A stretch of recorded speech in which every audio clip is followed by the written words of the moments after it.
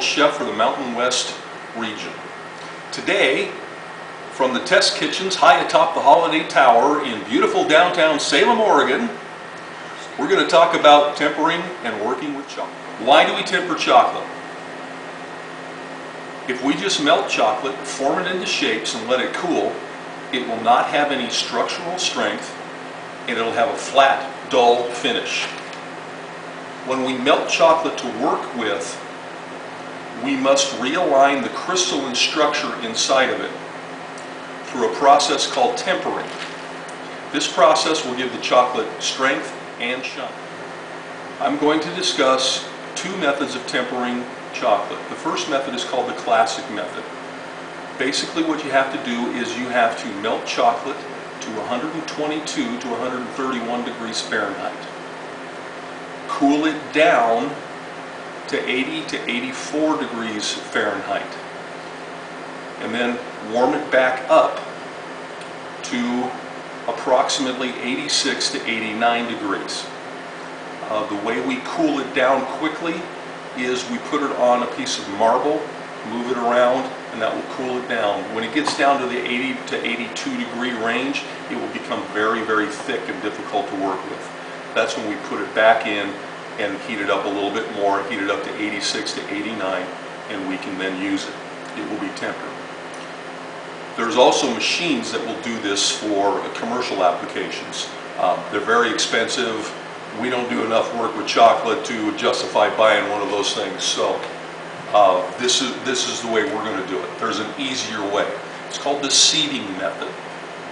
Seeding method is basically melt the chocolate, pull it off the heat, and then add some pieces of already tempered chocolate to it. And that will realign those crystals and actually temper the chocolate. And as it's melting, as those solid pieces of chocolate are melting into the chocolate, it will actually temper it, cool it down. Okay, first step is melt the chocolate. I want to talk a little bit about that. First of all, we're going to always melt chocolate in a double boiler. So we're going to get a small stainless steel bowl, fill the pan with about an inch of water, and we're going to put it on the stove top. Okay? Do not melt chocolate in a microwave. It will melt, but remember, chocolate melts at essentially body temperature. We only have to heat this chocolate up to 122 degrees. If you're going to heat that chocolate up in a microwave and try to melt it, it's probably going to take it to 160. It's going to risk burning it, plus the fact that you're going to stand there forever trying to cool the stuff down again. So please, don't melt it in a microwave. Use a double boiler. It's much more controllable. Now we're going to talk a little bit about useless trivia. First of all, remember we're doing the seeding method, so please reserve some of the chocolate because you need to use some of this to put back in here once it's melted to help it temper. Okay? So we're going to put that now on the stove. Alright, chocolate is now melted. Time to do a little bit of tempering. Now what we'll do here is we'll remove this from the heat. I'm going to use pot holders so I don't kill myself here. If you can see down inside this bowl of chocolate here, you'll notice that it's kind of flat in color, doesn't have much shine to it. That's what the tempering process is going to do for us. Alright, so while this stuff is cooling, what we're going to do is we're going to add just a little bit of seed chocolate. We're going to put this inside the bowl and we're going to stir it and melt that chocolate into it. Now you'll already notice that as that chocolate melts in, we're realigning that crystalline structure. You'll already notice how much shinier this chocolate is becoming. Besides writing with chocolate, there's many things that we can do with tempered chocolate. We can build structural elements, we can make chocolate designs, we can do a lot of things like that. What I'm going to try to attempt to show you today is to make a striped piece of chocolate, maybe in a triangular shape or something like that. just a little creative cake topping or whatever it could be. So I have, in addition to tempering our dark chocolate, I've also tempered some white chocolate, which is a little bit of a misnomer because white chocolate really isn't chocolate and it doesn't temper too well, but I've got it melted and I've got it kind of shiny. What I'm going to do is I'm going to spread out a thin layer of that over a piece of acetate, which is just really just a piece of clear plastic. All right, I've got this setting on marble so it chills off very fastly, and if fastly is a word, we're just going to spoon a little bit over this acetate. Get the bowl out of the way so you can see what I'm doing, and then we're just going to kind of evenly spread it out.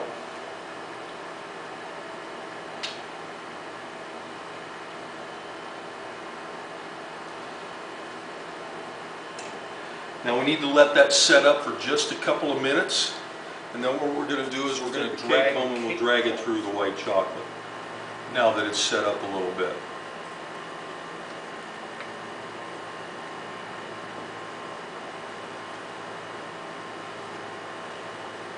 So as you can see, I've left little grooves here. So the next step here is to take our dark chocolate and put over the top of this acetate. The dark chocolate will then fill in those grooves and will create that striking pattern.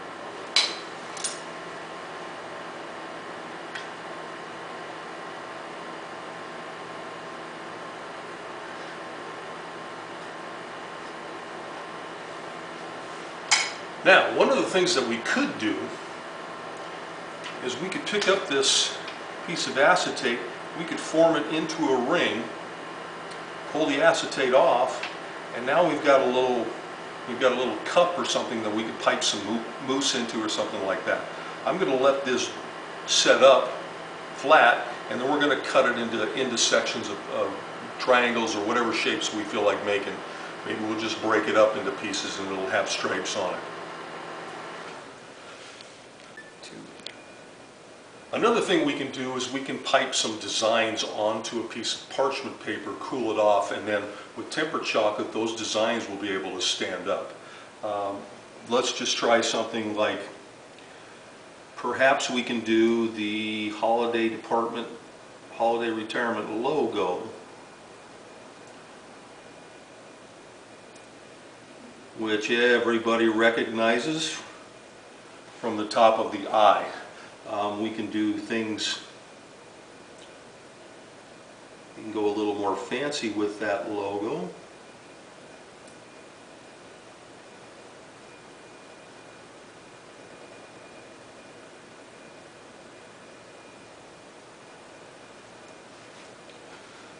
The key here is to make a nice solid base so that this all hangs together after we pull it off this parchment. Another thing we could maybe do is we could, let's see, let's try to do a little jigsaw piece.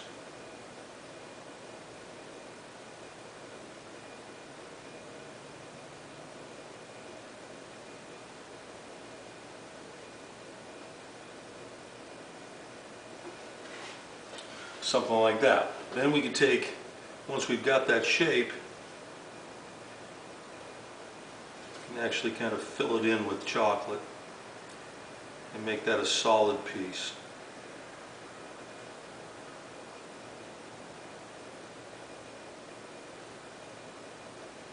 Chocolate is cooling off, so it's a little bit thick on me, but you guys get the idea here. Again, we'll chill this off, and this should pop right off the parchment paper, and then we can use that, we can stand that up in a dessert or something like that. There's many things you can do with some properly tempered chocolate. I've just given you a few simple ideas. But we can cast chocolate into forms and then glue those pieces together into some sort of structure using that piping bag full of tempered chocolate. Chill it off really quick, we have a nice joint made, we have a nice solid piece of chocolate. Many, many things we can do with chocolate. Hopefully I've given you some idea and hopefully some inspiration to play with some chocolate a little bit. Happy baking.